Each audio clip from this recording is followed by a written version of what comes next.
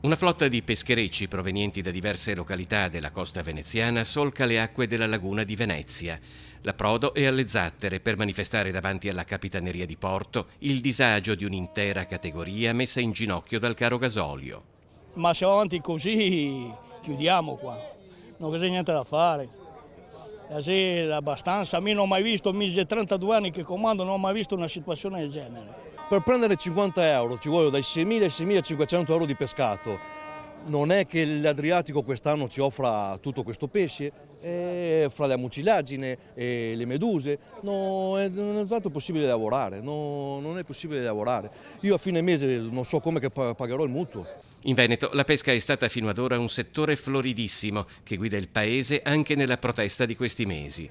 Dal governo sono arrivati 20 milioni di euro di sostegni, la necessità di intervenire è evidente. Abbiamo calcolato che se noi mettiamo insieme tutte le industrie della pesca e noi non vediamo né la Fiat né nessuna industria, è che purtroppo siamo suddivisi. Noi siamo a Chioggia, siamo circa 280 barchi con 4 persone di equipaggio, quindi ci sono già 1000 persone di equipaggio là, devo fare il manetto e tutto quanto. L'indotto e tutto quanto, poi se andiamo a vedere l'indotto e tutto quanto, ci saranno circa 3.000 persone, 3.500 persone che ci gira tutto quanto il mondo della pesca. Una delegazione di manifestanti è stata ricevuta da esponenti della prefettura e della capitaneria.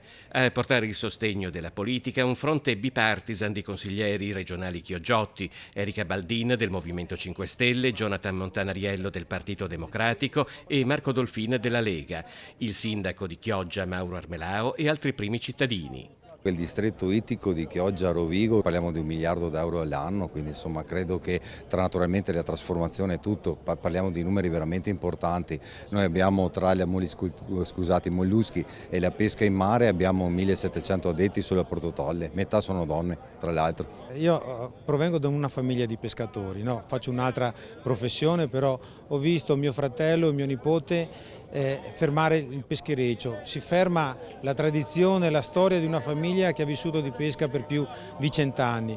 Ecco, è riportato questa crisi a tante famiglie.